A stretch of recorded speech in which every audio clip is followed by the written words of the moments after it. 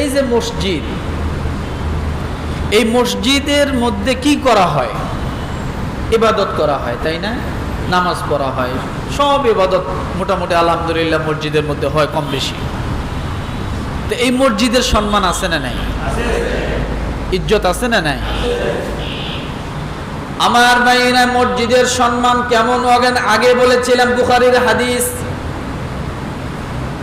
একজন নারী মসজিদের পাশ দিয়ে যাচ্ছে, মসজিদের সম্মানার্থে মসজিদের বারান্দায় খেরকুটো দেখার কারণে বরদাস্ত করতে পারলেন না, বললেন আল্লাহর ঘরের মধ্যে ময়লা থাকবে, এটা হয় না।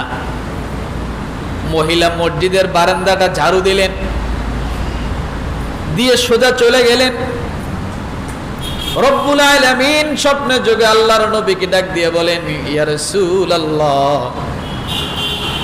আপনার এলাকার এমন একজন মহিলা আমার মসজিদকে ভালোবেসে সম্মান করার কারণে, মসজিদ থেকে ময়লা ফেলে দেওয়ার কারণে আমি আল্লাহ তার প্রতি সন্তুষ্ট হয়েছি, আমি আল্লাহ তার জন্য জান্নাত বরাদ্দ করে দিয়েছি। এক বস্তা ময়লা, কথা বলেন, একটা খড়কুটা, আর এই মসজিদের মধ্যে ময়লা থাকবে। এই যে মনের মধ্যে একটা আফসোস, তা কষ্ট, সে ময়লাটা উঠে কি করছে? ফেলাই দিছে। দেখেন কত ক্ষুদ্র একটা কাজ। আমরা তো অনেক কিছুকে কিছুই মনে করি না। আসলে এমনও সময় ছোট ছোট আমলগুলো আপনার জীবন পুরোটাই পরিবর্তন করে দিতে পারে। পারে কি পারে না? আল্লাহর নবী সাহাবায়ে কেরামকে ডাক দিলেন। পরের দিন ডাক দিয়ে বললেন, ও সাহাবীরা, অমুক এলাকায় খোঁজ নাও, একজন মহিলা আছে নাকি? জিজ্ঞাসা করো কোন মহিলা মসজিদের মধ্যে এসে ময়লা পরিষ্কার করেছে। সাহাবায়ে কেরাম খোঁজ নিলেন, ওই গোত্রের একজন সাহাবী সেখানে রয়েছেন। ডাক দিয়ে বলেন, ইয়া রাসূলুল্লাহ, ওই মহিলা আমার গোত্রে, আমাদের গোত্রের মহিলা। আল্লাহর নবী বলেন, ওই মহিলা যেদিন মারা যাবে আমি রসুলকে ডাক দিবা, আমি রসুল তার জানাজার ব্যবস্থা করব। কাজ কি বলেন? ক্ষুদ্র একটা ময়লা, একটা খেরকুটা মনে করেন। আল্লাহ রসুলকে জানায় দিলেন, আর রসুল কি বললেন? আমি তার জানাজা, রসুল যে জানাজা পড়াবেন সে ব্যক্তি মনে জাহান্নামে যাবে? কবরের আযাব হবে? নো, কারণ রসুলকে দিব্যি চোখ দিয়ে মহাব্বতের নজরে যে দেখবে তার জন্য জাহান্নাম হারাম। শুধু দেখলে মহাব্বতের নজর, ইমানের সাথে কেউ যদি দেখে তার কি? জাহান্নাম হারাম। আমার ভাইরা, মহিলা মারা গেল, মহিলার কপাল খারাপ। যেদিন মহিলা মারা গেলেন সেদিন ঝড় বৃষ্টি। সাহাবায়ে কেরাম রসুলকে ডাকলেন না। ঝড় বৃষ্টির মাঝে কেমন করে আসবেন? রসুল কষ্ট হবে।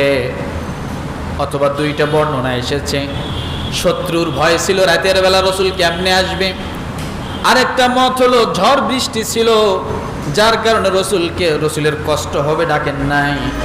আল্লাহ নবীর কাছে পরের দিন খবর জানানো হলো, ইয়া রাসূলুল্লাহ, মহিলা রাতের বেলা মারা গিয়েছে। তখন আগে এখনকার মতো নয়, আজকে মারা যাবে 3 দিন পর্যন্ত জমা করে রাখবে এমন না, মারা যাওয়ার সাথে সাথেই দাফনের ব্যবস্থা হতো। আরো মহিলা মানুষ দাফন করতে দেরি করে নেই, তাড়াতাড়ি সাহাবায়ে কেরাম তারা দাফন দিয়ে দিয়েছেন। আল্লাহ নবীকে পরের দিন খবর দেওয়া হলো।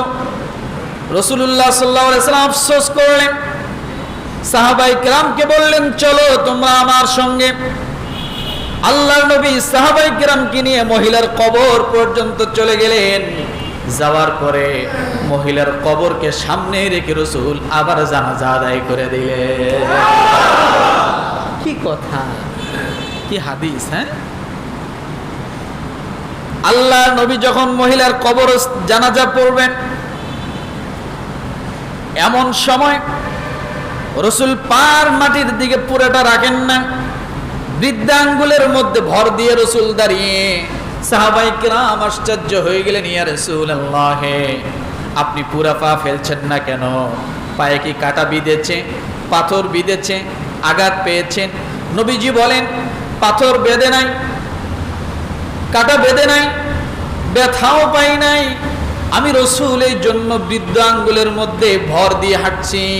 ও সাহাবীরা, আমি যা দেখি তোমরা তা দেখো না, আমি যা জানি তোমরা তা জানো না। এই মুহূর্তে শুধু তোমরা নয়, আসমান থেকে ফেরেশতারা এসে এই জানাজায় দাঁড়িয়ে গেছে। তাহলে বোঝা গেল আল্লাহর ইবাদত করা হয় এমন জিনিসগুলো সম্মান করলে আল্লাহ তার সম্মান কি করে?